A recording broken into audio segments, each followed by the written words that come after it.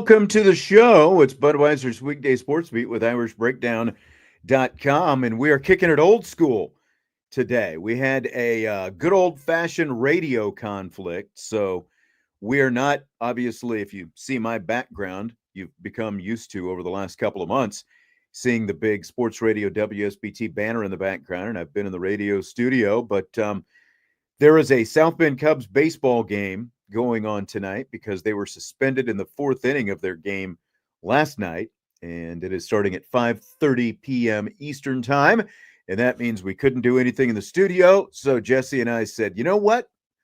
Let's just go back to our roots, and so that's where we are. We are on the good old YouTube channel, doing it live, and of course on the podcast platform as well, Irish Breakdown podcast platform. Salty Virginia Peanut says he welcomes the return, if only for a day, to the podcast-only format. Feels old school. I assume there will be no commercial breaks. That's right. No commercials, no mercy from this show tonight. How are you tonight, Jesse? I'm doing pretty good. I just realized that this is my first show since the loss that occurred on Sunday evening. I know. I've been pretty...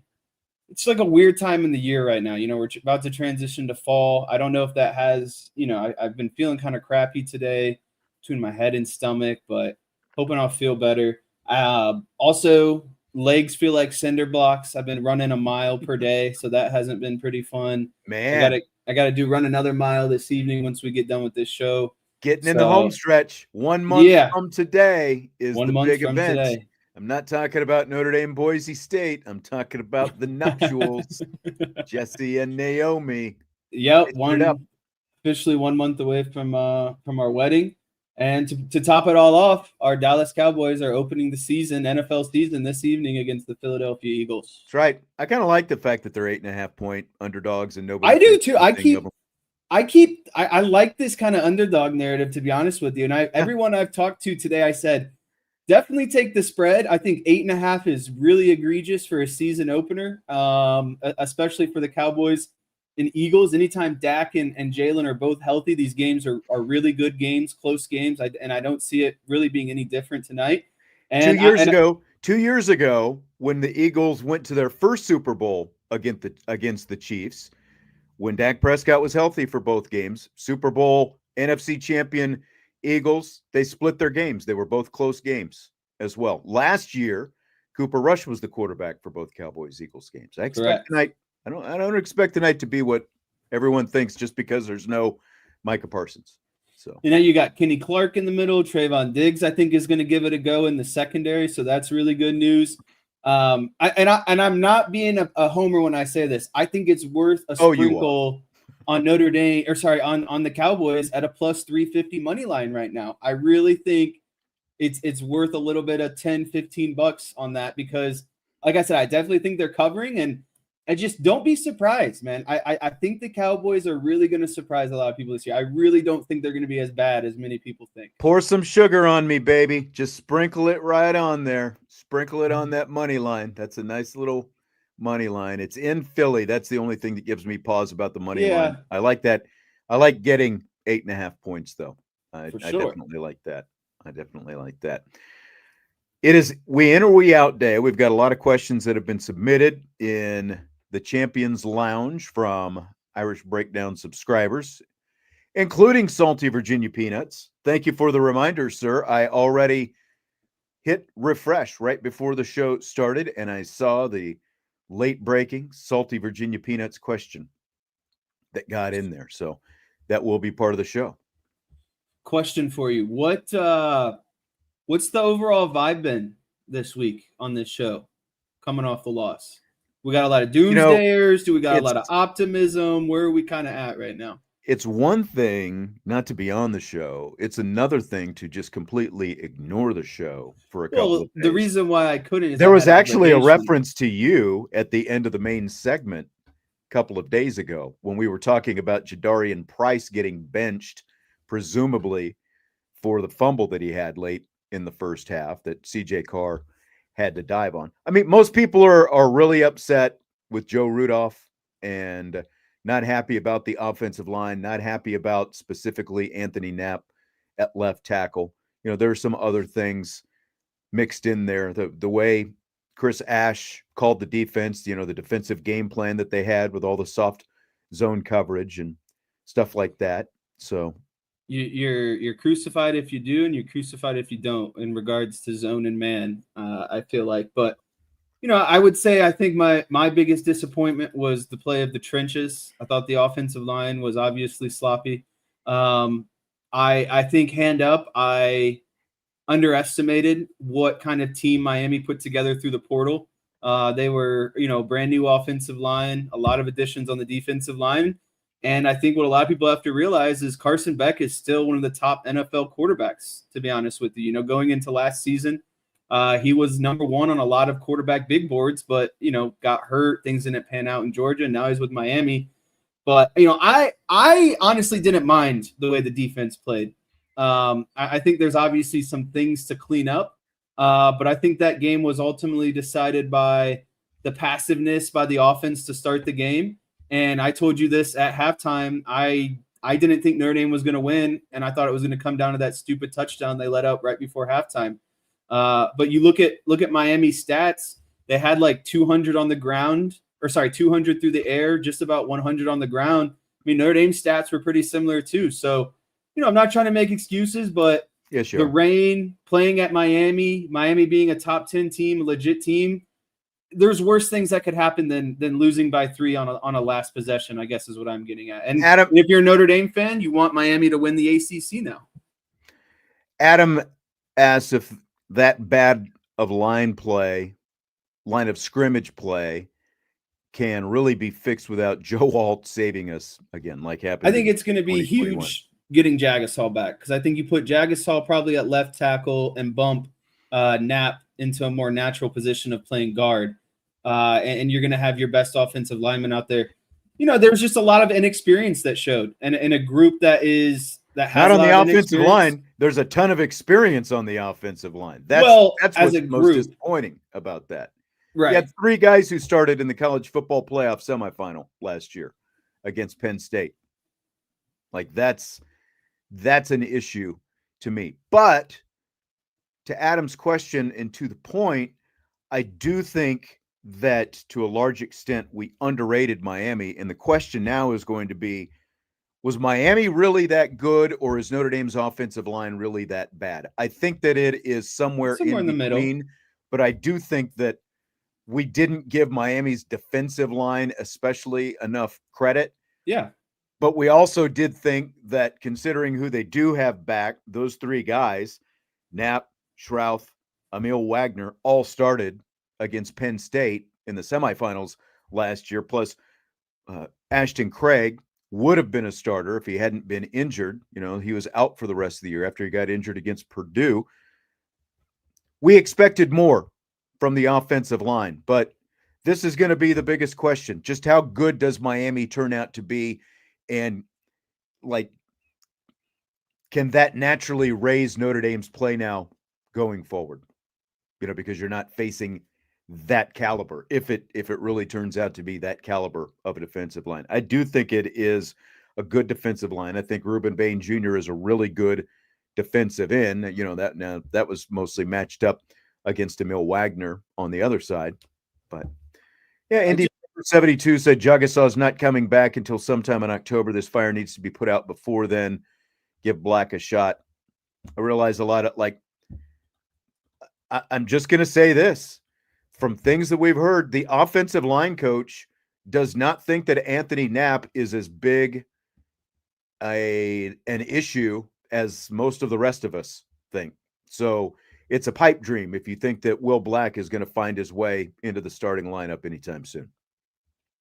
Yeah, and to your point about Ruben Bain Jr., I've been seeing not a lot of, but I've seen a couple mock drafts, NFL mock drafts, and a lot of them have him kind of going in the top 10 already. A guy that has a lot of talent, kind of had a down year last year on a really bad defense, but if you look at his stats from years before, he's a really good pass rusher. And I think I saw something that said, he has one of the highest pressure rates ever in college football, second to Myles Garrett. And we all know how Myles Garrett was. So, I think the biggest thing that I overlooked was obviously the talent on Miami's team.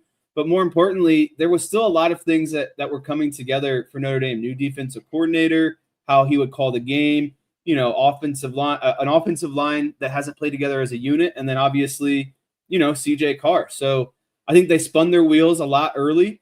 And to be honest with you, I'm not worried about the Texas A&M game, but I'm worried about the pressure and implications that are now on this game because you lost the first game to Miami.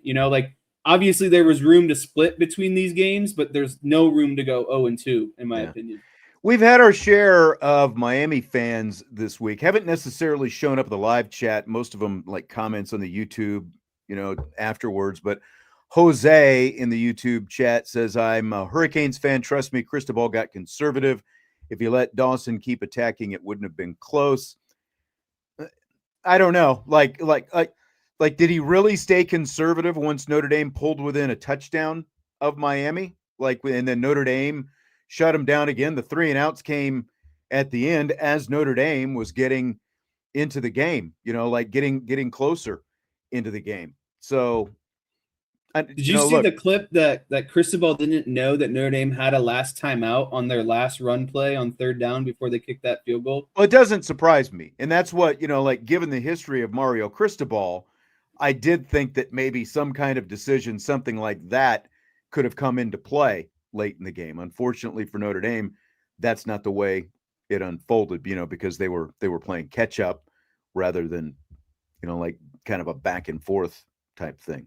But I mean, look at the clock management to begin with. Miami had to burn timeouts way earlier than they wanted to in both halves. Yeah, I think that was probably the one area that Notre Dame outperformed Miami was just operations, clock management, game management, that sort of stuff. But, obviously it doesn't matter at the end of the day. Miami won.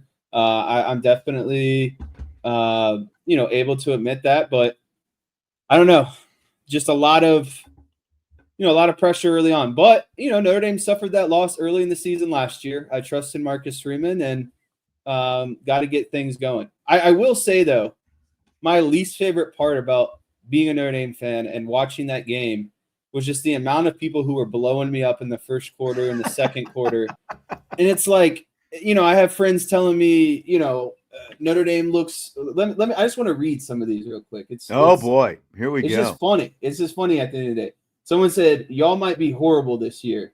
CJ Carr, and I didn't want to respond until the game was over because I didn't want to get myself into something. But, talking about, this is my favorite one. You don't play anyone for sure good, so you won't be tested. But if USC or A&M have a D-line, you might be in trouble.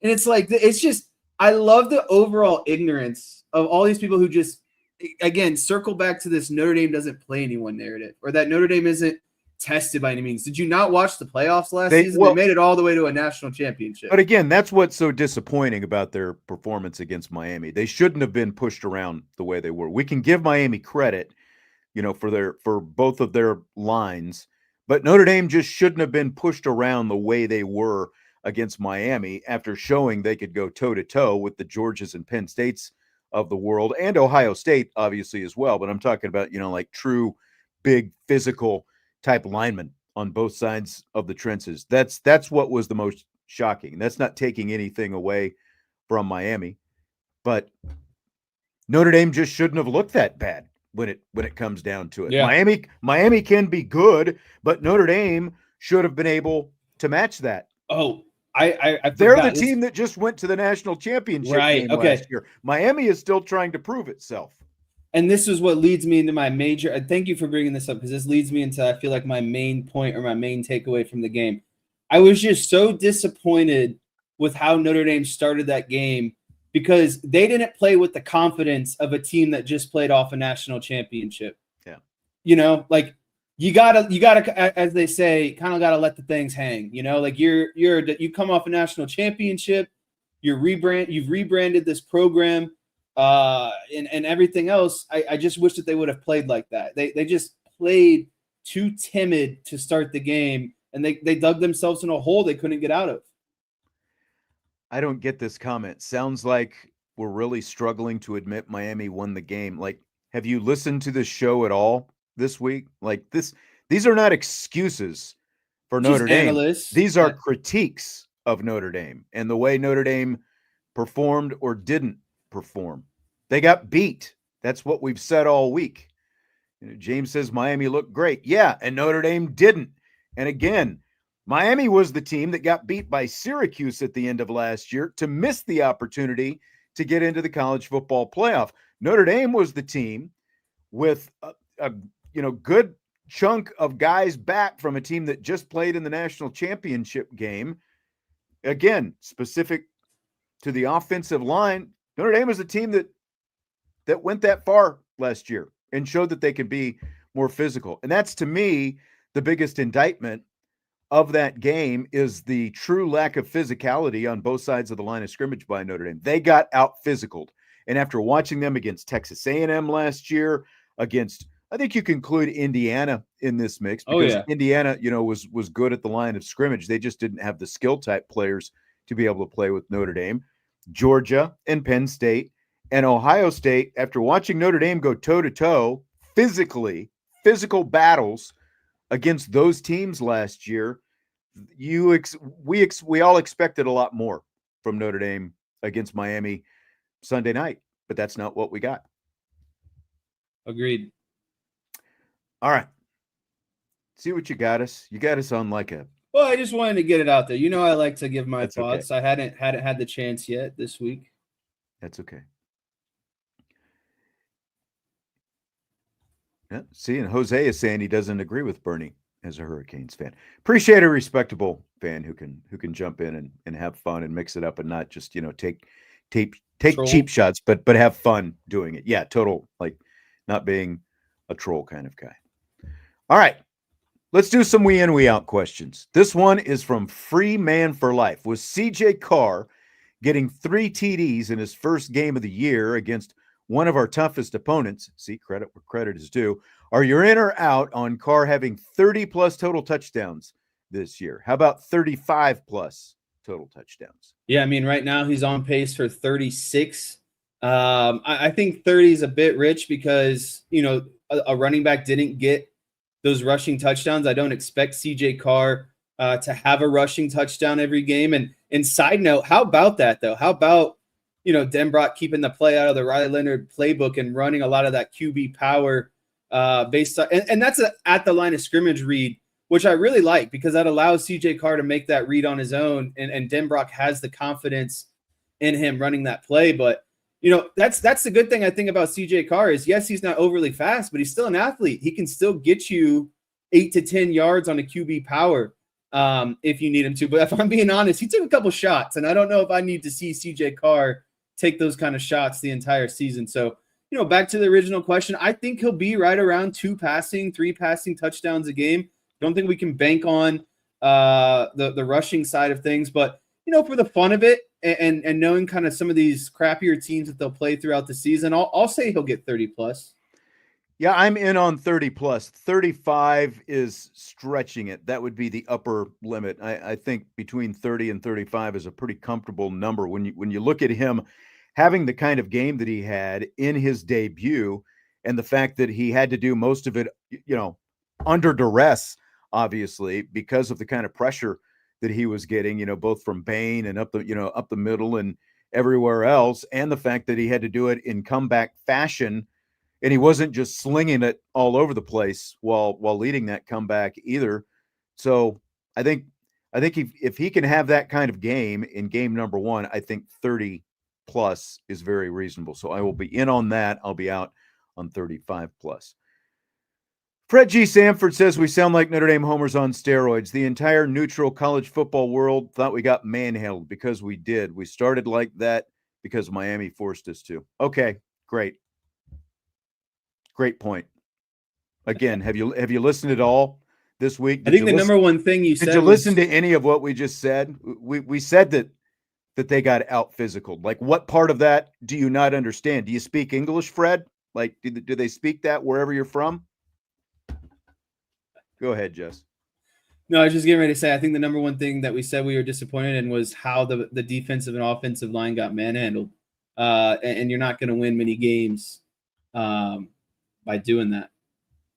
Correct. Domer Grizz, the running backs got limited touches against Miami. There's a danger that they will press in the next game and try to do too much with their limited opportunities. For example, Love trying to hurdle defenders on every play, or Price looking to bounce for a home run when getting 4 is all we need in that moment. This is a concern going into Texas A&M. Are we in or we out? Sorry, I'm just kind of reading part of this question over again. So the basic question is, do the running backs press after getting limited touches in the Miami game? Do they press against Texas A&M? I don't think they press against Texas A&M, but you got to also realize, who did Texas A&M play in their first game? Like UTSA or something? Yeah. I don't know if you saw that box Gave up score. a 75-yard touchdown run to UTSA as well. And that was what I was getting ready to say is I believe UTSA had a combined around 200 rushing yards and a big 75 run, like you said. I don't think they're going to be pressing. I think the game plan is going to be getting the ball in the hands of the running back more, and allowing CJ Carr to play off the play action game. So, a lot of people were, bringing up the fact that Jeremiah Love was hurdling here and there and everywhere. Just let the guy be an athlete, I'm not going to critique the chef. I do think maybe, like, when you start to see some of that, it is maybe a little bit of frustration. Like, he feels like he's got to hit a home run, every time that he touches the ball, when, again, 4 yards will do. Just keep the chains moving forward. But that happens when you get limited touches. I think that the key is getting him involved in the game early in the game. Like, that is the biggest thing for Jeremiah Love against Texas A&M, after having just 10 touches running the ball and 4 more on receptions. So I'm out that he'll try to do too much, but I do think that it is, getting him involved in the game plan early on is something that they've got to do, again, because, like, that's something that we expected they would do against Miami, but they obviously never made him a big part of their game plan, and he's literally one of the best players in college football. Yeah, I mean, it's hard. So it's hard to get Jeremiah Love going when you're having, 3 and outs, 4 and outs, 5 and outs type situations, and then you're in a hole. Because when you're in a hole, down 2 scores on the road in that kind of environment, there's really not as much time to establish that run game. And so I think that's where I was a little bit frustrated, is I would have liked to see more balance in the script early on. I think they opened the game with like 3 straight passes, if I'm not mistaken.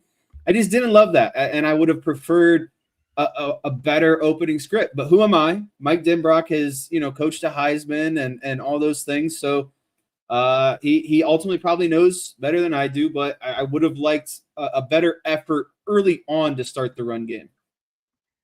I agree. Another one from Domer Grizz. As much as the team needs the bye week to get right after Miami, you'd rather they play this weekend to get rid of that awful taste more quickly. We in or we out on that? I'm out on that. I really don't care when they play, if it's 1 week, 2 weeks, 3 weeks, if there's a bye in between or no bye. I heard, you heard Marcus Freeman talk after the game and address the team. I think whether they had 1 week to prep or 2 weeks to prep, they know where their faults lied, and they're going to get after it. But at the end, I feel better about having 2 weeks, because that gives you more time to analyze film and really correct the things that you want, going into the Texas A&M game. Yeah, I would be in on what Domer Grizz is saying. I would rather just, go right into it, especially since it's one game, like, lick your wounds for a day or 24-hour rule, whatever, and then just get right at it and go attack the next opponent. But the other side of that, like, you get your bye, you do have the extra time to prepare to work on and assess whatever issues that you think you have. So but I would rather just not have a week off and go right into the second game, personally. Yeah, it makes the loss sting much longer. Yeah. Kind of lingering, hold on to it that much longer, that kind of thing. From Joe Allen, Marcus Freeman had a come to Jesus moment with Chris Ash, and the defense will be more aggressive against Texas A&M. Are we in? Are we out?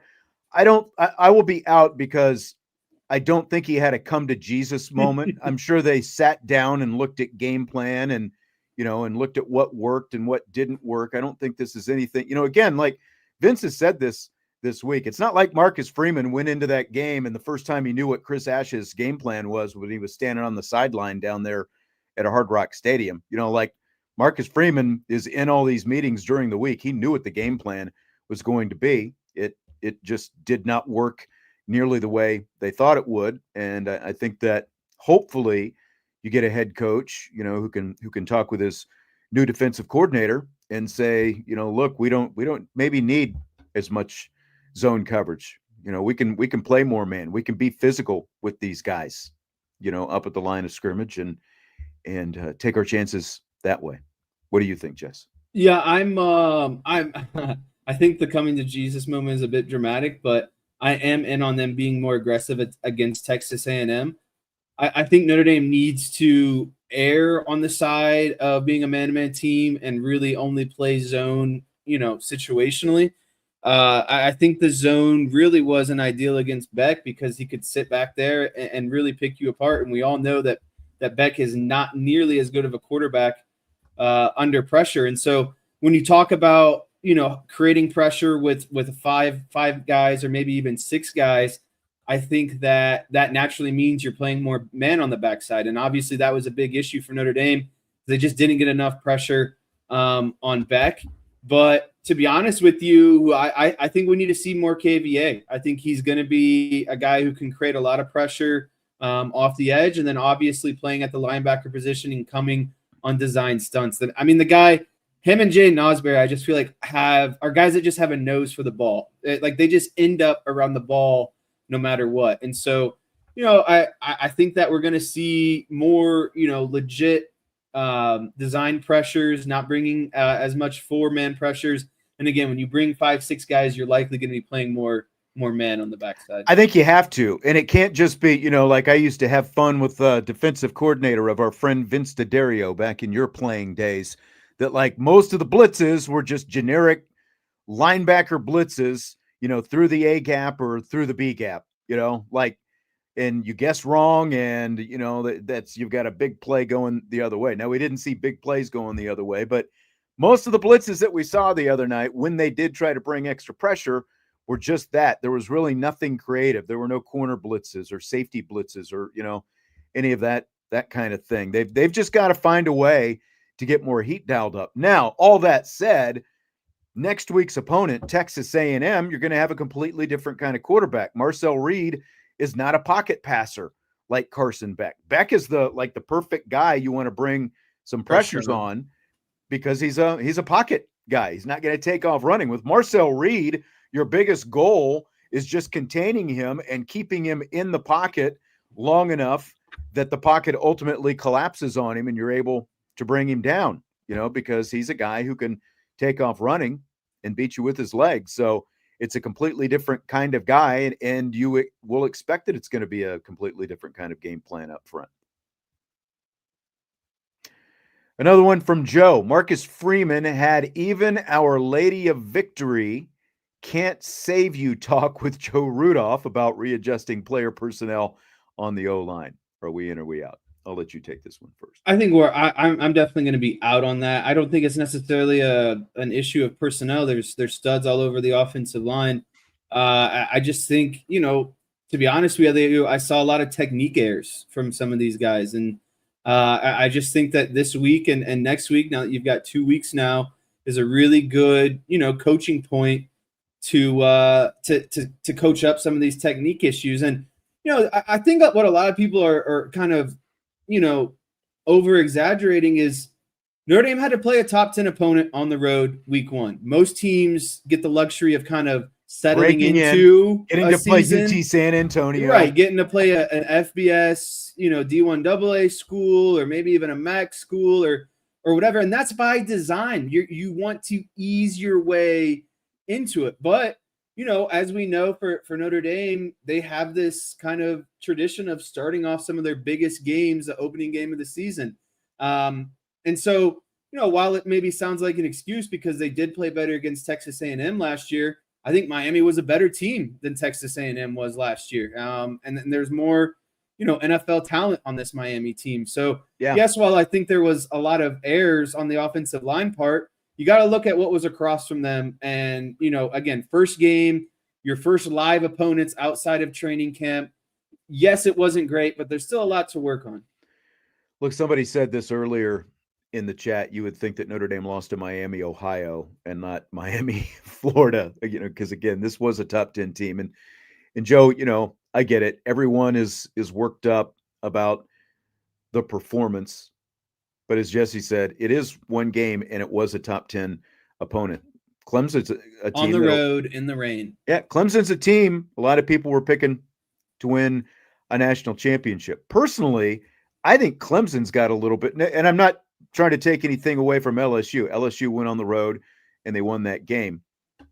But personally, I think Clemson's got a little bit more issues because they have a much more veteran quarterback in Klubnik. And overall, I don't think their skill talent is as good as what Notre Dame's is either. It's also not as good as what Miami's is, So, there were multiple top 10 teams that played each other last week. 3 of them came away with losses. And now they've all and they were all teams that people are picking for the college football playoff at the beginning of the season. I just so much of this is like fan emotion dealing with this. And I get it because you're invested in the team. It's like you watch these shows and you listen to these shows all year long. Like you're invested in the team. So I get the attachment, but Marcus Freeman as a head coach can't react with emotion to any of this. He has to separate the emotion and look at this from a factual standpoint. What did we do wrong? How do we need to fix it? Can we get it fixed in a turnaround of 2 weeks for the next opponent? And then, oh, by the way, how does it also look different because every opponent presents a different set of challenges?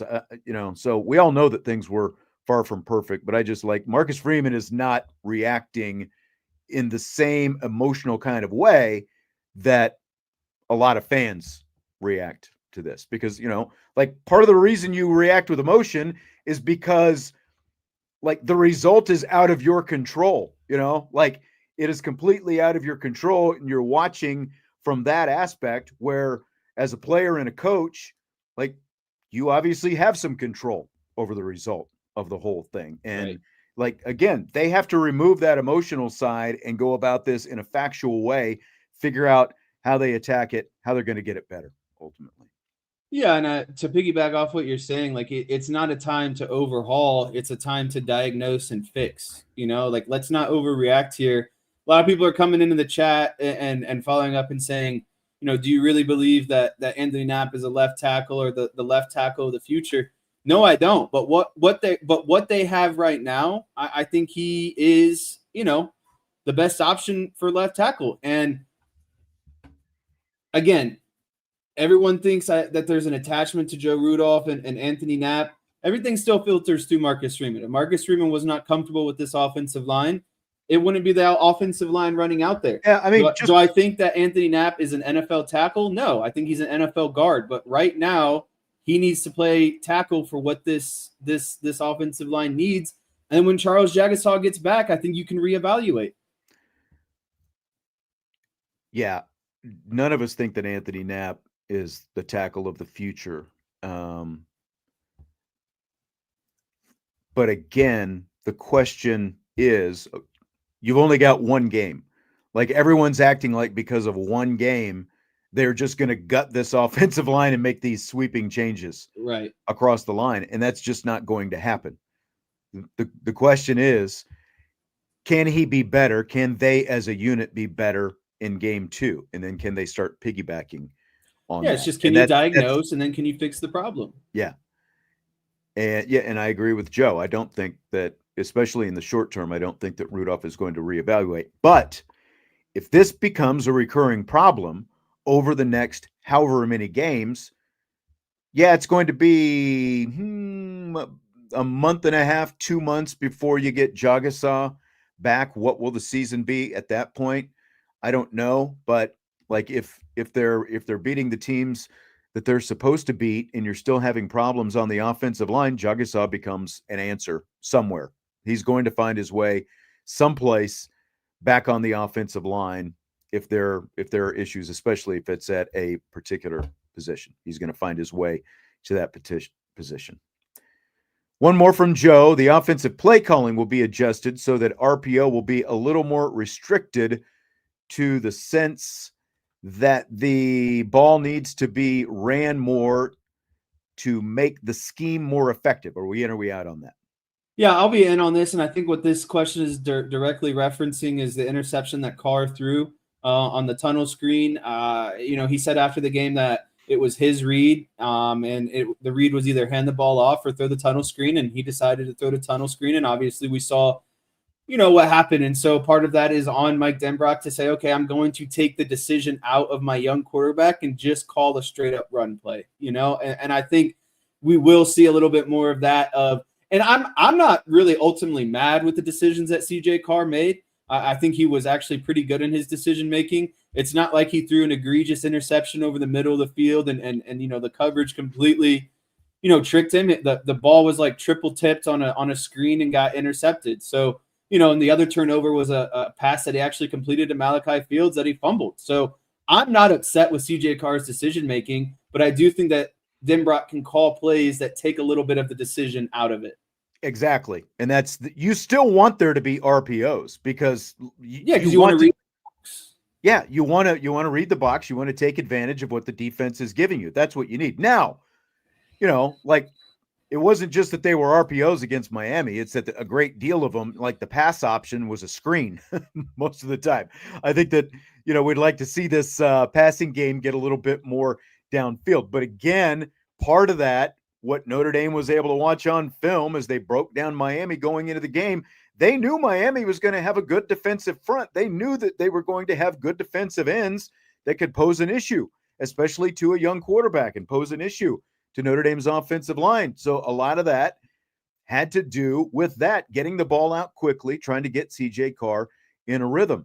But as I said a couple of times this week, you do have to, when you have that offensive line and you have Love and Price, you do have to call some set run plays. And you also, with the helmet communications that allow Mike Denbrock to talk to CJ Carr till there's 15 seconds on the play clock, you can get those guys at the line of scrimmage, see how the defense is set up. And then, Denbrock just has to say something into CJ Carr's ear in terms of what he wants him to call, whether it's a run or a pass and, where he wants it to go. So, I mean, there are ways around it rather than just leaving it all on a redshirt freshman quarterback's shoulders, even though he proved that he did make good decisions and good reads most of the night. I mean, he went, if you're looking purely on stats, and I know that's not, everyone's favorite, but I mean, I honestly think that him and Beck's gameplay were pretty similar. And one guy's a sixth-year quarterback, fifth-year quarterback, graduate quarterback. And the other guy's making his first career start. So there's a lot to be optimistic about. CJ Carr, in his first career start as a redshirt freshman, played a lot better than a lot of other more experienced quarterbacks around the country last weekend against better competition than most of those guys played against. So there's still a lot to be excited about. Are there issues? Yes. And guess what? We've been talking about them in hopefully a non-homer way. ND Forever 72. We in and we out. If Notre Dame loses to A&M and runs the table at 10-2, they still get in the playoffs. What do you think about that one? Yeah, this is a tough one. I actually was laying in bed the other night and thought about this exact question. I'm not joking you. I really did. Kept you up at night, huh? No, it did, because I was like, if they go 0-2, because that's obviously on the table, and then win 10 straight, the exact narrative will be, well, Notre Dame lost the games against really good teams and beat everyone else that they were supposed to. And then they would say, well, it's a weak schedule and da-da-da-da-da.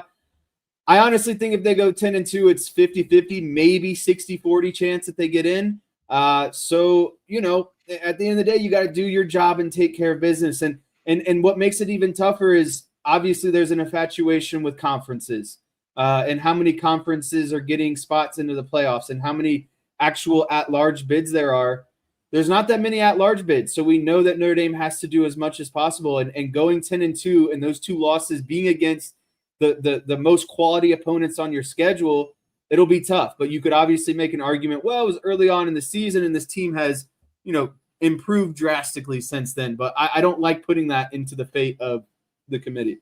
Roger Dodger says 10-2 is likely out. Spoken like a USC fan, my friend. Our old friend Roger Dodger, who shows up every now and then. BL3 says if they lose the first 2 and run the table, maybe at best they're an 11th seed. And that's where I agree. Like, if you lose those first 2 and you've got to win 10 in a row to get in, it's like, who have you beaten along the way? We'll wait and see who USC turns out to be. Maybe one or 2 of these other ACC teams end up being ranked by the middle of the season when Notre Dame plays them. That always kind of happens. Like, there's going to be a team or 2 that's unexpected, that's a little bit better than you think. And they're, just like the other side, there's always teams that end up worse than maybe what you think. I just think like if you look at it logically, Alabama was ranked number 8 last week, and they lost to an unranked Florida State team. Now, granted, they got beaten down by an unranked Florida State team, but they lost to an unranked Florida State team, and they fell 13 spots in the polls. So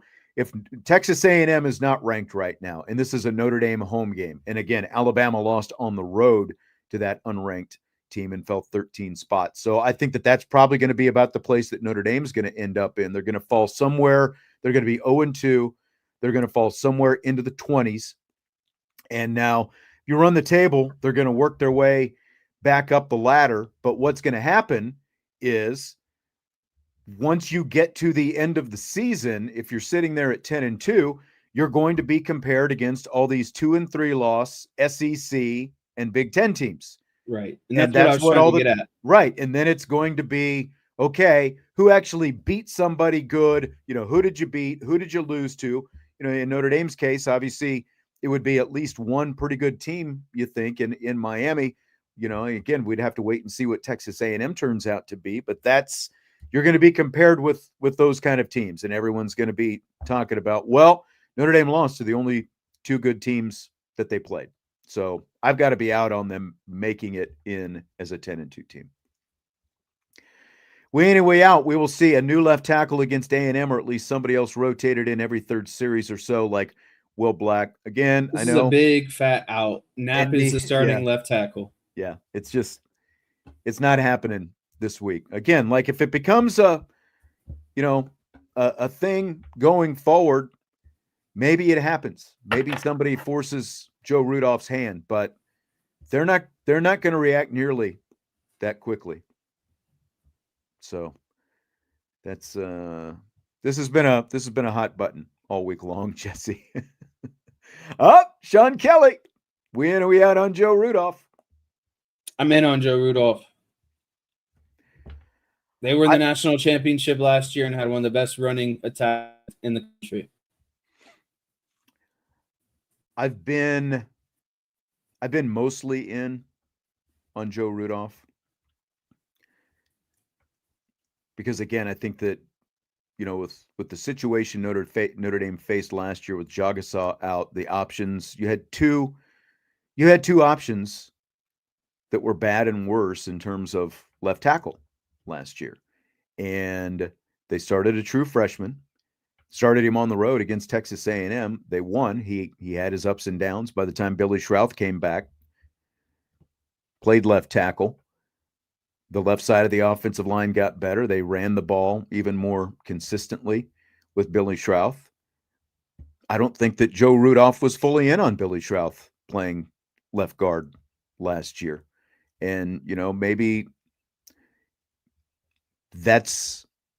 it turned out that way, not because maybe Joe Rudolph wanted it to be that way. And what we're seeing right now, the more I hear about what's going on at left tackle, I am falling farther out on Joe Rudolph. So maybe I was 6 or 7 out of 10 on Rudolph before. I would say I'm down to about a 3 or a 4 right now.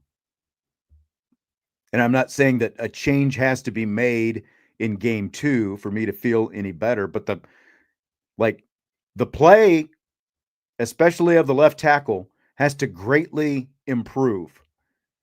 Greatly improve to justify him being over there in front of some of the other guys who are not over there right now, whether that's Will Black or anyone else. So that's where I am. Ballpeen Shillelagh. Everything in me wants to post a we in or we out on the O-line, but I think we've all had plenty of that. Thank you. Thank you very much, Ballpeen. We in or we out. The Miami game will have the receiver room lit up, and both blocking and catching will be improved at Texas A&M. Yeah, I mean, I thought a lot of the catching woes were actually Eli Raridan. I think he had at least 2-3 drops. I think this question I think can imply to the whole team. I think the whole team, the wide receiver room, everyone's going to be lit up. You played bad. You kind of got embarrassed. And I think what I saw that sums it up the best is Notre Dame got beat in a style in which they beat everyone else. Right. Lack of turnovers, imposing their will, yada, yada, yada. Notre Dame didn't do that, and Miami did. And I think that'll have everyone else, the entire team and the wide receivers lit up. And I think we are going to see, better catching and all that stuff. But I will say I am not a fan of in the goal line using Will Pauling and Malachi Fields as blockers on the edge. Let's get in double tight. Let's get underneath center and hand the freaking ball off.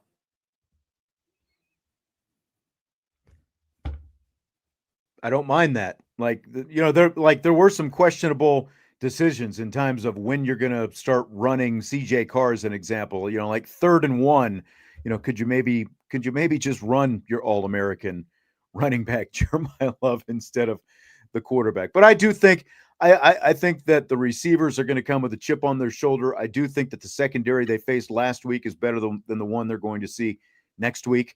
And so, yeah, I'll be in on that they'll have more receptions, the receivers will, than they did in the Miami game.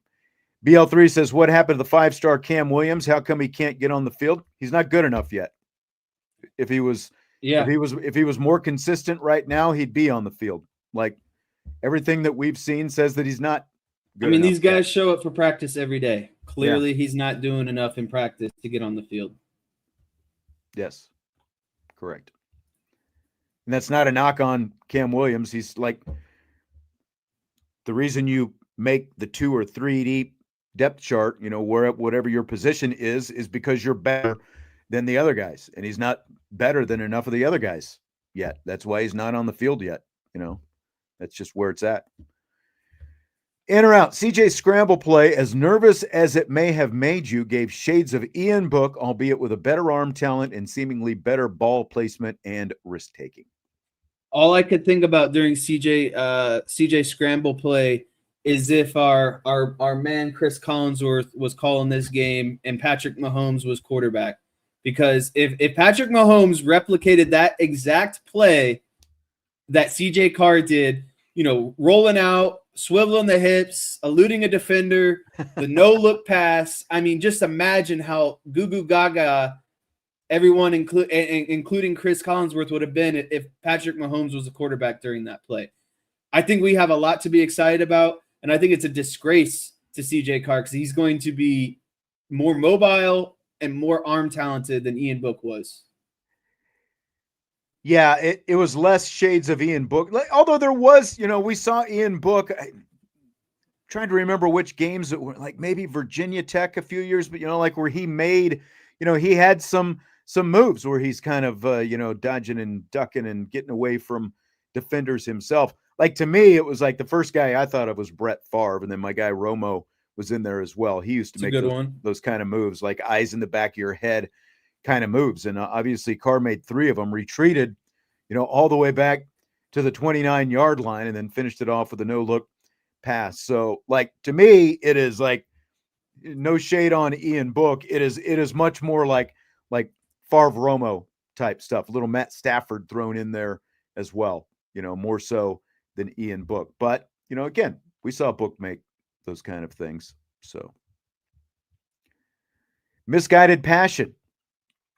The post-game press conference was bad. Coach Marcus Freeman ignored the question about the middle eight and looked like he was making excuses for the O-line.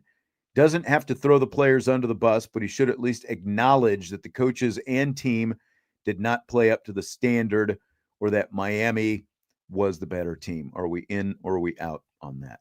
I'm out on this. I think from that clip that we saw from Marcus, okay, it's one thing to address your team, and it's one thing to address the media.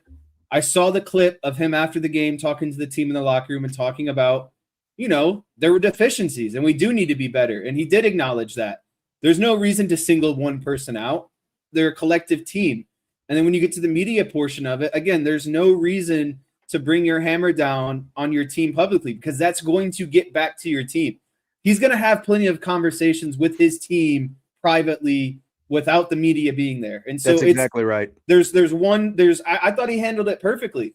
I know that Marcus Freeman was mad, and I know that he knows that they didn't play well, and that they, that there's a certain standard and they weren't close to it. And he'll have those conversations with the team. But when you're talking to the media, you don't bring that kind of energy, because it's going to get back to the locker room, and then the resentment's going to grow. I just want to clarify, because Jim is saying that Freeman said he thought the line played well. It wasn't that he thought they played well. He thought they played with great effort, is what he said. That was the first thing that he talked about. And I think we're past, the ribbons of playing with great effort once you've played in a national championship game. And that's just it. Like, all of this analysis that we've had of Notre Dame and what they did or didn't do at the line of scrimmage is all based on, we just saw the pinnacle, like what this team is capable of last year, playing physical football and getting to a national championship game. He doesn't need to air everybody out in a post-game press conference, because the opposite of what he did is Brian Kelly. Let's just be honest, who never had a problem throwing anyone under the bus when he stood at the podium in the post-game press conference. And again, this goes back to what I was talking about before. Marcus Freeman adeptly removes the emotion, like you didn't see him up there turning different colors and, venting and pounding his fists and, yelling and having little tirades and stuff like that. Like, that's not who he is. That's who Brian Kelly is. There's much more of that from Brian Kelly, obviously, with the emotion. So I'm glad he didn't air anybody out there. I will be curious to see what he says next week when we get a chance to talk to him at his next press conference, in terms of how he's evaluated some of this stuff and what it looks like. Again, he's never going to throw any player under the bus and critique them in that way with a microphone and or a camera in his face. But I will be curious to see what he says about adjustments next week. I thought he handled things better than Dabo, who said LSU didn't play well, but LSU still beat Clemson. Like, Come on now. What are we doing? Right. That's an all-time low for Dabo, in my opinion. Like, just take your L and go home, Like, I thought that was really bad on Dabo's part. At least have a little humility. Yes. Jim Halloran, we in and we out. Neither Love nor Price rushed for over 100 yards against Texas A&M. I'm going to be out on this. Price nearly had 100 last year. He had a little over 90, I think, last year against A&M. I think that one of these guys is going to hit the century mark, and I will call my shot right now and say it will be Jeremiah Love against the Aggies. Yeah, I think, looking like we talked about earlier in the show, UTSA gave up a 75-yarder and over 200 yards combined on the ground. I think that one of these guys is going to get over 100 yards this week, and I think there's going to be more of an intent to make sure it happens. So I'll be in. Yeah. Salty Virginia Peanuts. The Irish passing game cannot afford to neglect the slot receiver position and short to intermediate depth targets in the middle of the field if it wishes to realize a fully balanced and effective aerial attack. Yeah, I'll be in on this. Hold on. As a corollary, any game in which the great one is targeted poorly, he says, 3 times should be intermediate cause for separate track congressional and papal investigations. Jesse, go ahead. So I'll be in on this. I do think that there was obviously a a little bit of a concerted effort to not work the middle of the field, and that obviously comes from your slot position.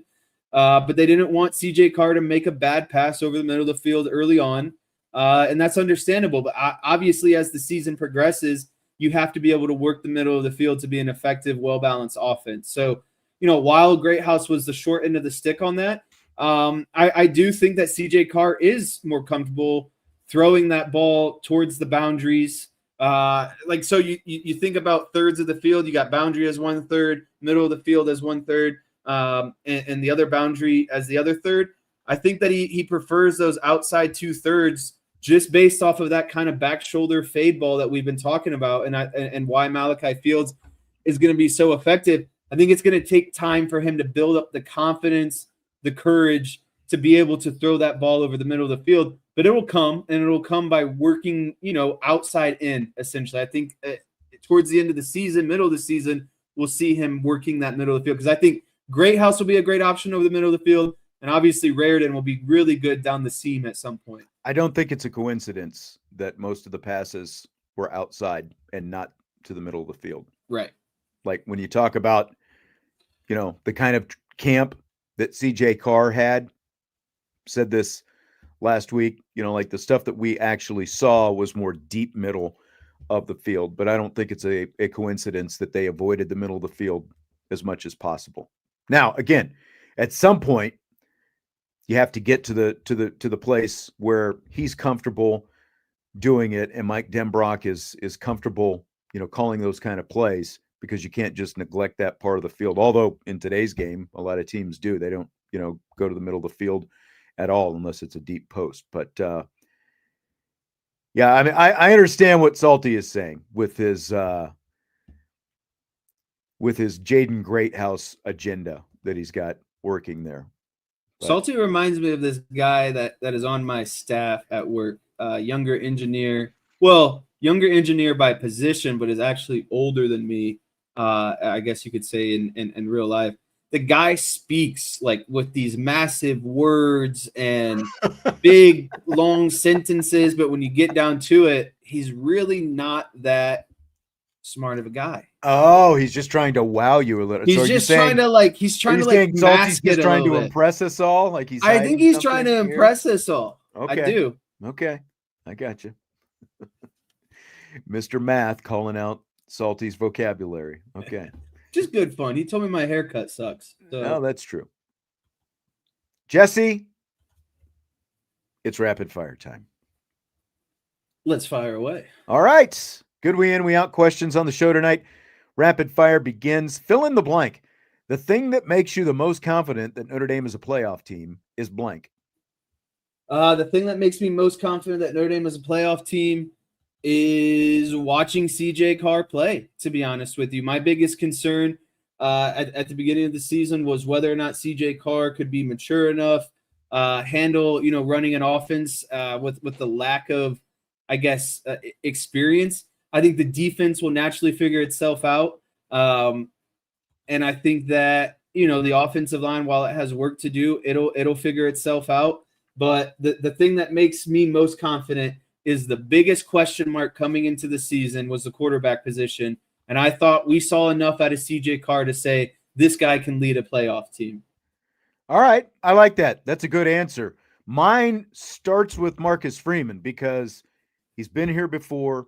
He's responded from these kind of situations before.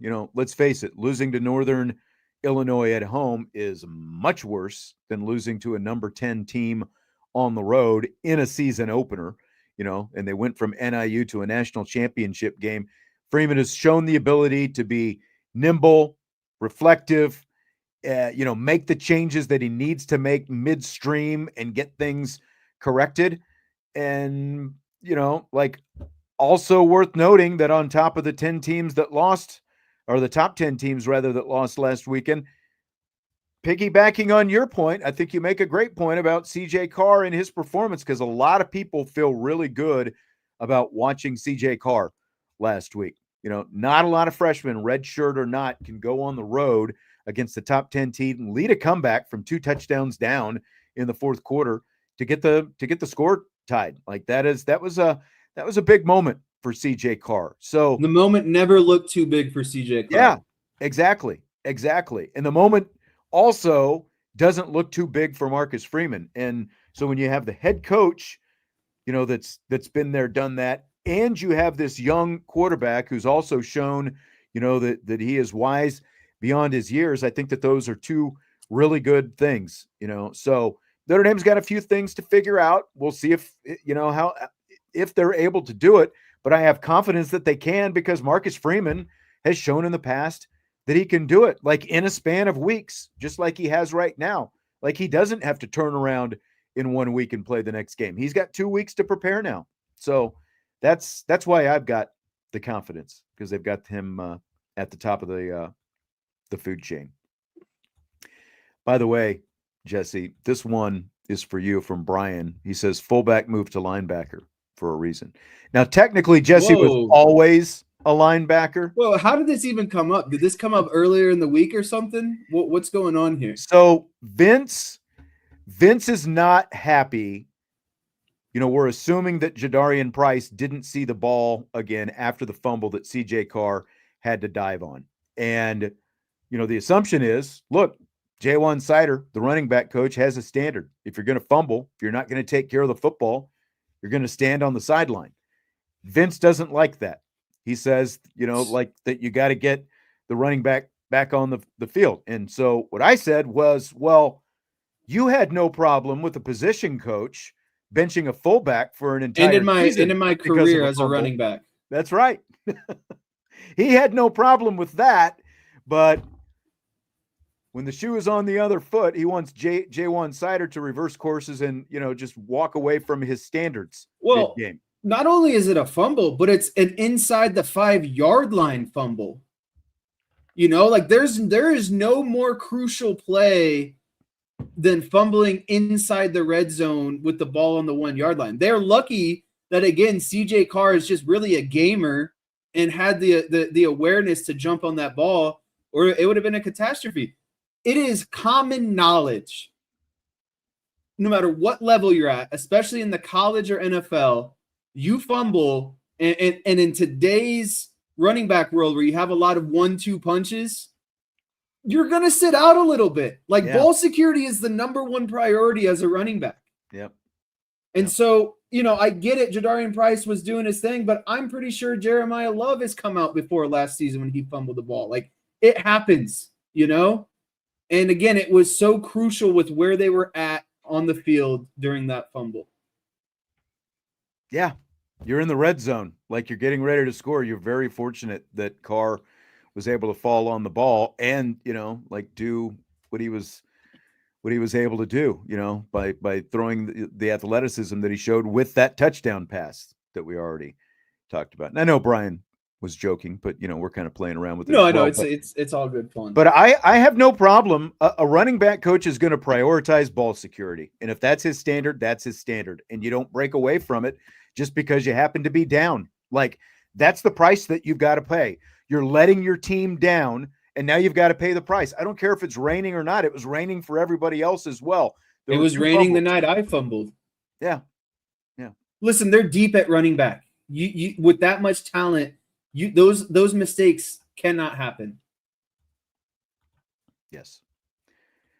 Miami defensive end Ruben Bain was named the Lott Trophy National Impact Player of the Week for his play in Sunday's win over Notre Dame. Does it change the way you look at Notre Dame's offensive line performance after Bain got this award this week? Yeah, not only that, but like I said earlier in the show when I was referencing, I've seen some mock drafts that have this guy going in the top 10. It doesn't make me look at them any different because they've gone against elite pass rushers last season, especially Knapp and Wagner going against Abdul Carter, some of those studs from Texas A&M, some of those studs for Ohio State, Georgia. They've played against elite defensive line competition.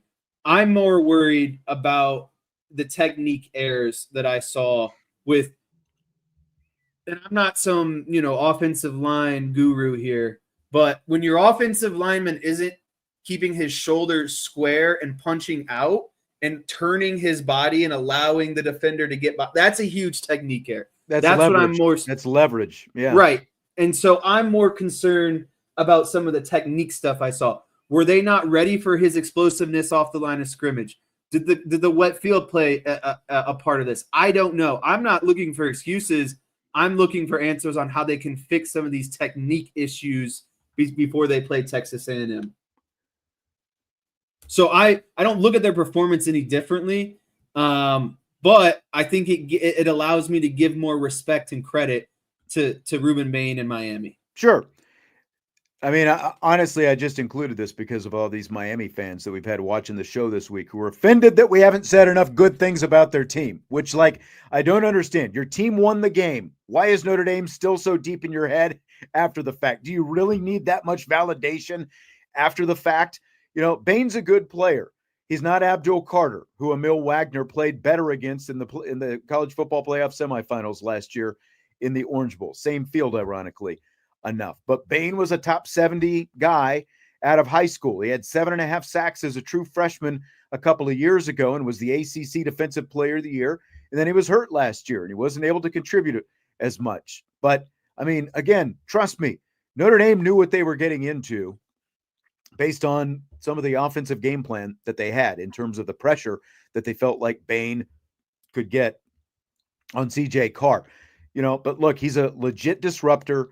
So it doesn't change how I look at Notre Dame's offensive line's performance. But as Lou Holtz used to say, those guys get scholarships too, you know? So like most of our analysis is going to focus on what Notre Dame does or doesn't do, but you do have to take the other team into consideration as well. Give him his props, tip your hat, whatever. He had a great week, and I'm sure he's going to do some other good things this year, but it doesn't change how I look at Notre Dame's performance because of what you talked about. There are like specific technique things that if they were better, then maybe Bain doesn't have quite as big a game as what he had, but he played very well, and I'm not taking anything away from him. Going back to the fumbling ball security thing, Scott L. Esquire says, Vince is just wrong on this.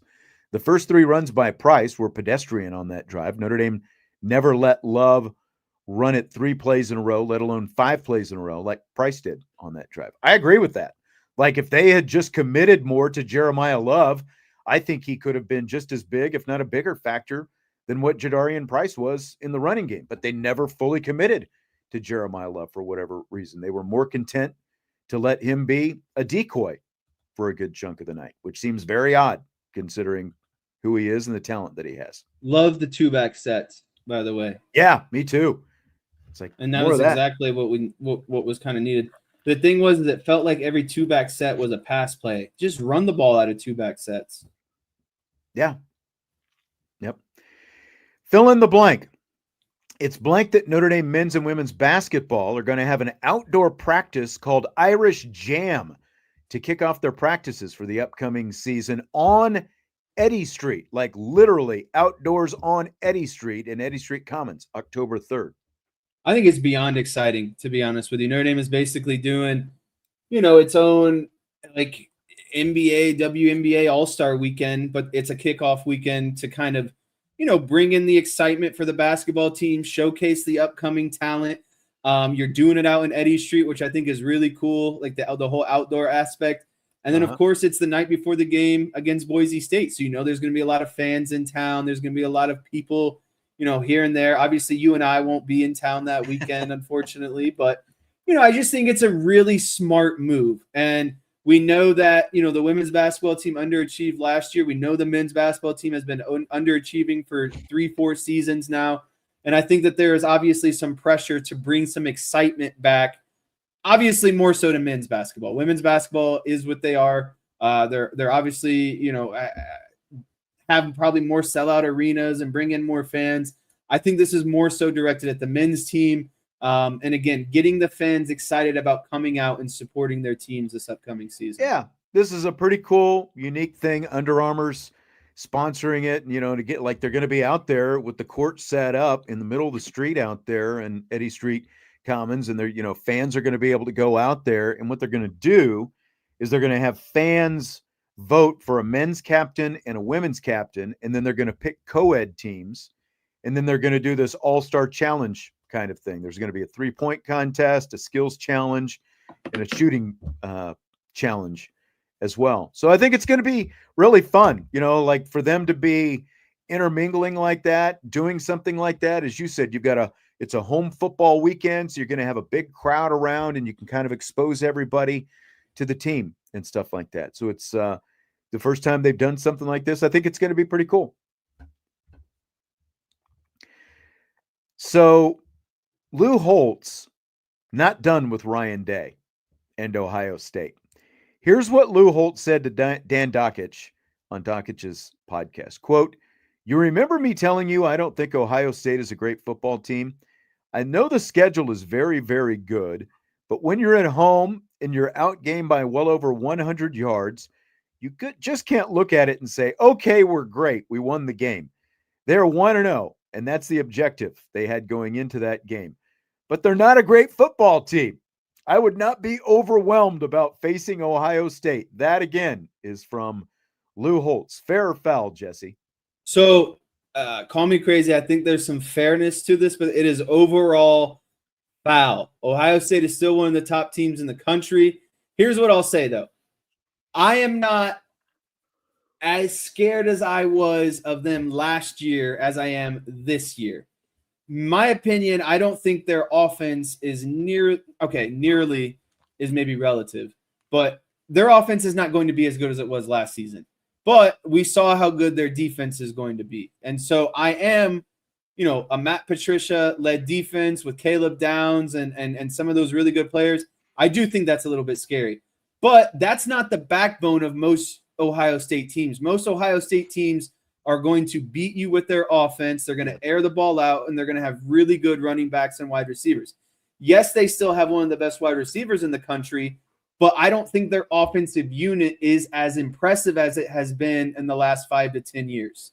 So, and really, I think that's across the board for all of college football. I think this is a really interesting year for college football because a lot of these top dogs have a lot of turnover at the quarterback position. And I think there's going to be some growing pains for a lot of these younger a lot of these traditional powerhouse programs that are now having to resort to, first-time quarterbacks at the end of the day. And so to wrap this all up, I'm not as scared as Ohio State offensively, but as a team, they're still really great and have established themselves as being one of the best teams in college football. Yeah, and I just got to go foul for Lou Holtz. Look, why do you keep slinging it at Ryan Day and Ohio State? Obviously, the first thing came up before the Notre Dame game at Notre Dame Stadium a couple of years ago.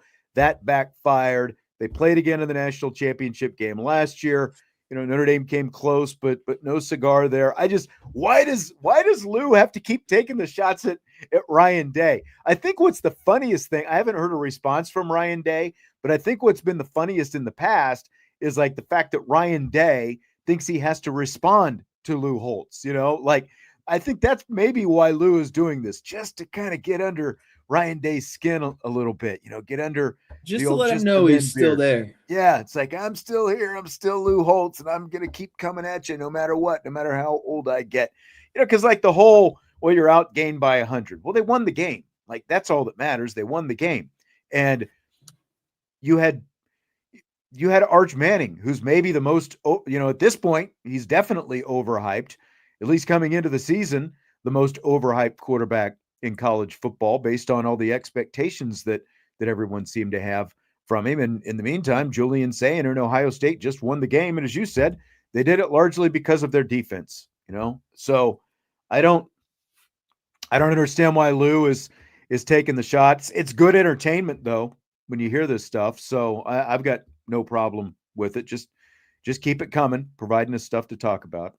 So couple things. First, I saw that Lou Holtz personally wrote Ryan Day a congratulatory letter on winning the national championship, but then proceeded to say Day never wrote back or reached out and he had to accepted or acknowledged or any of that. So I don't know if that plays into this.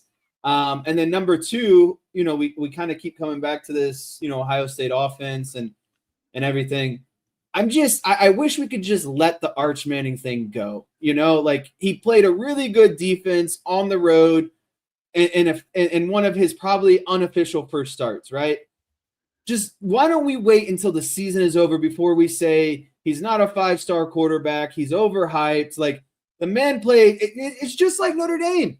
The man played against the number one team in the country on the road to open up the season. Like, let's just pump the brakes a little bit. Like, can we not overreact? Can we wait until maybe we see him play, I don't know, maybe one of the best defenses in the country, led by a guy who won a lot of Super Bowls with the Patriots because of how good of a defensive coordinator he is? Like, let's just chill a little bit. I want to see a full season before we say anything negative or positive about Arch Manning. Well, then you're not allowed to be on this show. You've got to say stuff week to week. You know how it goes. You can't wait the entire season to say anything. I get your point, though. Bobby O'Shea says, show notes. Jesse likes Rudolph, Ohio State, and getting married during Notre Dame games. I am not out in doomsday on Rudolph like a lot of people is. Yes, there's things that he needs to clean up and fix as a coach, but I have confidence that he will. Ohio State just won a national championship, so yes, I'm going to be high on them. And I didn't know that this getting married during a Notre Dame game was still a thing. Like, this is still a problem for a lot of people. It's going to be a bigger thing. We're under a month. It's going to become a bigger thing. It's not going away anytime soon. I think you're going to hear more about it rather than less of it. So Cal Raleigh is the first catcher in Major League Baseball history to hit 50 home runs in a season. He's at 51 right now. He's on pace for more than 60 this season. Do you buy or sell they should cut into a college football game if he comes to bat with a chance to hit 60 while a game is going on? Yeah, as long as it's not my Notre Dame game, I'm all okay with them cutting it. And seriously, I'm cool with this, whether it's Cal Raleigh setting a record for catchers or hitting a new milestone like 60 home runs.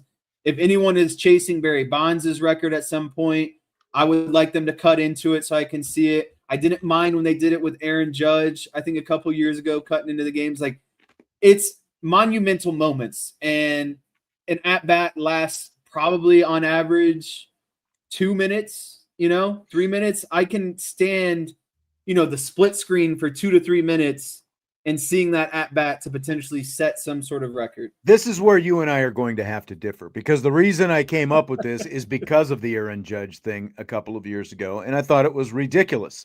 Like, this is not 1975 when we had 3 channels and, the only live information that you got was either on your radio or by watching ABC. So you're saying as a grown man, Saturday, you can make a decision on whether or not you want to watch the baseball game or the football game. And by the way, there's MLB Network and there's Twitter and there's Instagram and, there's every social media platform out there.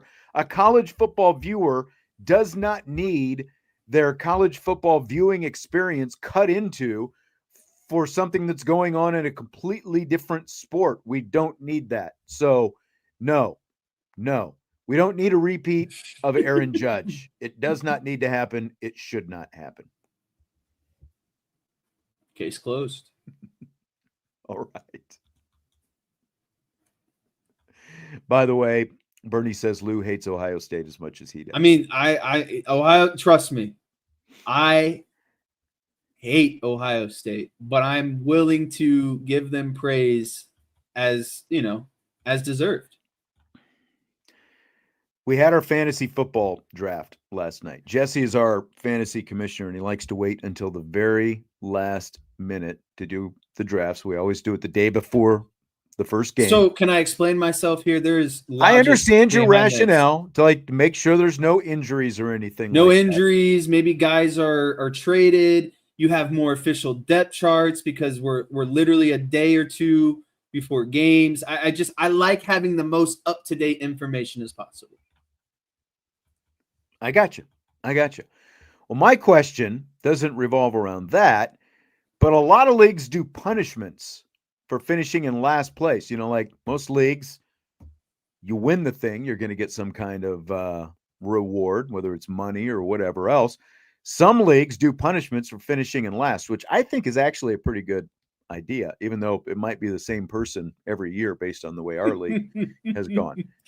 But there was a guy a couple of years ago who had to eat in a Waffle House for 24 hours. Like he had like every hour of the 24, I think he had to eat something while he was in there. Another one I just heard recently, someone had to drink 2 cans of cold soup as their punishment for losing their fantasy football. What do you think about that one? Like, do you have a like what would a good punishment for finishing last in your fantasy league be?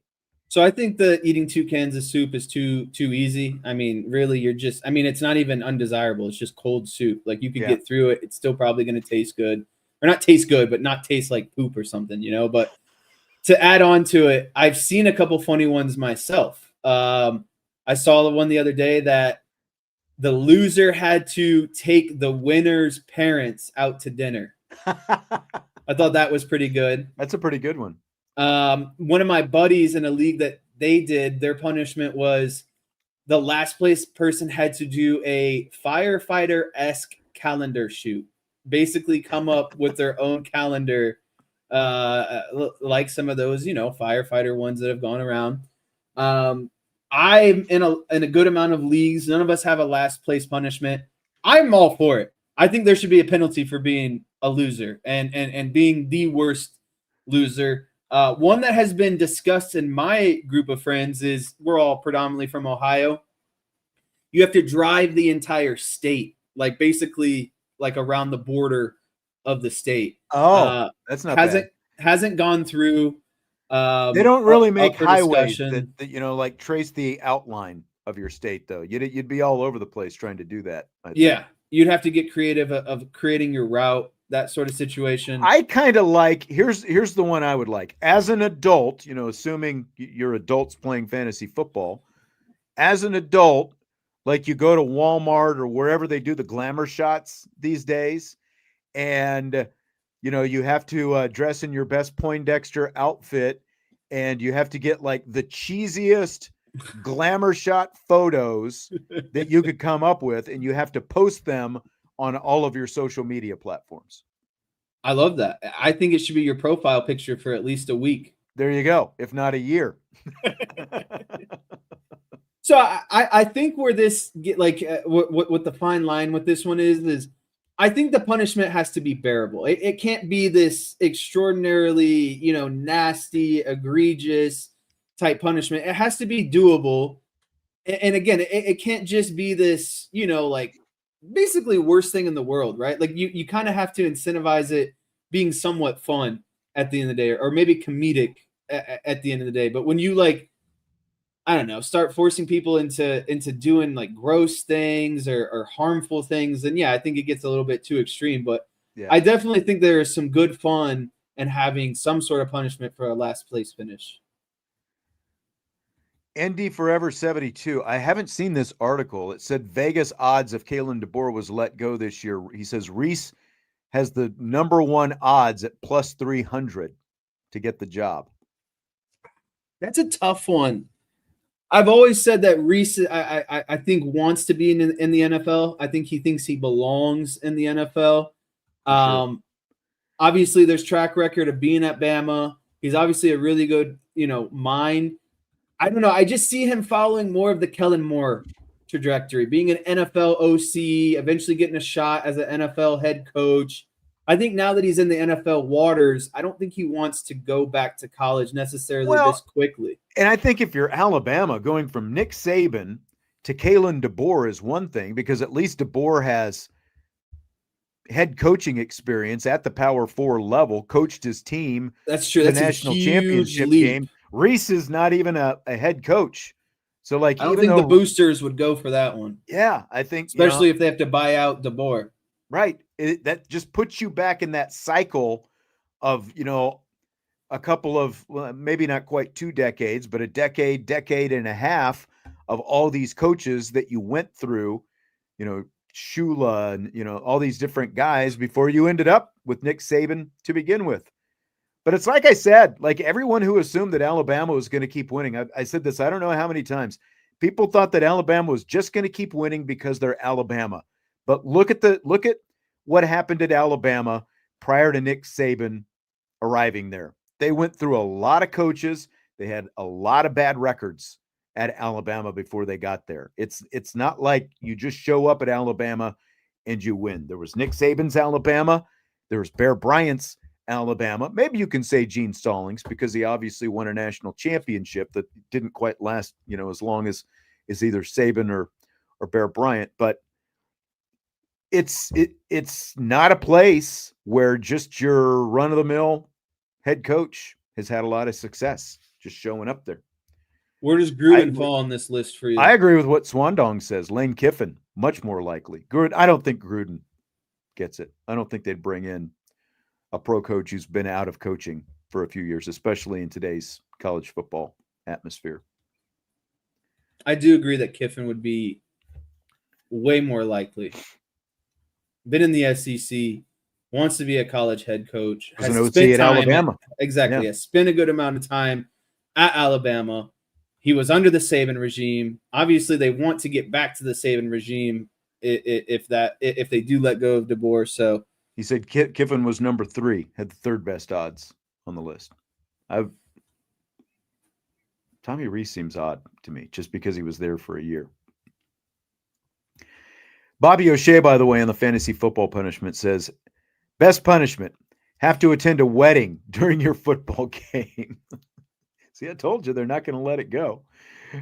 Indy Forever 72 asks if I'm missing Notre Dame football to go to my son's wedding. I don't know. I'm kind of starting to have second thoughts. I might stay here. I might just, I want to see those guys in blue and orange. I don't know.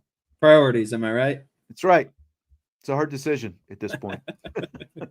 So I need to know before we get out of here, and I know this is going to make a lot of people excited, but give me your honest expectations of what happens this evening. I really wish I had a good feel. I don't think it's as dire as everyone's making it out to be.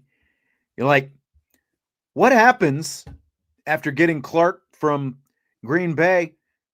What if they stop the tush push just once tonight? What if Jalen Hurts is trying to score and they can't get in because they've got a big dog in the middle of the defensive line? What if Kenny Clark stuffs it up the middle, and then Maris Leofeld jumps over top on Jalen Hurts? Yeah. I've just got a feeling I like getting those 8.5 points because again, was Micah Parsons going to make that much difference against Jalen Hurts, a guy who is a better runner than a passer? Right. I mean, sure, you need a pass rush, but Matt Eberflus is, they brought Eberflus back in to be defensive coordinator. He's traditionally, when he was defensive coordinator, schemed it up pretty good against the run. I don't know. We'll see. I think it's going to be a lot more competitive than most people are saying it's going to be. They've got a healthy Dak Prescott. They've got CeeDee Lamb. They've got George Pickens. 2 of those 3 things they didn't have last year for most of the year. I agree.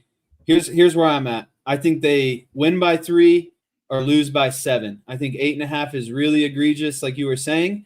This was really just for me to segue into my best bet of the evening. I took Cowboys at an alternate spread of 14.5. And there was a touchdown prop for either CeeDee Lamb or George Pickens to score. I parlayed those 2 things plus 130 odds. You're giving me 14.5 points, and we know that Dallas is going to have to throw the ball. So I get either CeeDee Lamb or George Pickens to score. Parlay those 2 things plus 130. I took it easy. I took that with no hesitations. Bobby O'Shea says 34-13. Just not going to happen. Eagles. I will tell you this, Bobby, when we come in and do the show tomorrow. I don't know if you're a wing fan, whatever. If you're a wing fan, I'll buy you 24 wings from whatever your favorite wing spot is. If the Cowboys lose to the Eagles by 3 touchdowns tonight, I'll double down and match your order. Okay. So Bobby's got 24 wings coming his way. If they lose by 3 touchdowns. If they lose by 3 touchdowns. Yeah. All right. All right. Sounds like a plan. Man, it's weird. Like I almost ran out of breath on this show after all the commercial breaks that we've had. We've just talked for 90 minutes solid, just like the good old days on the podcast with no commercial breaks on tonight's show. We'll be back on Sports Radio WSBT tomorrow, though. Brian Driscoll's going to join in the show tomorrow. We're going to talk. We're going to have a little Notre Dame football recruiting segment, and also from Notre Dame women's basketball, freshman Leah Macy. She's going to join me. We're going to talk about how her knee recovery is going, kind of how things are going for her, getting into her freshman year and all that kind of stuff. And then Jesse will be jumping back in at the end of the show for rapid fire. Joe, you're too late, and I don't like people from Wichita, so don't try to piggyback on this going 41-3. You're not getting any wings. I don't care what anybody else says. So, all right, that's going to do it for tonight. Have a great night. Great questions earlier. We will talk to you tomorrow on Budweiser's Weekday Sports Beat with IrishBreakdown.com.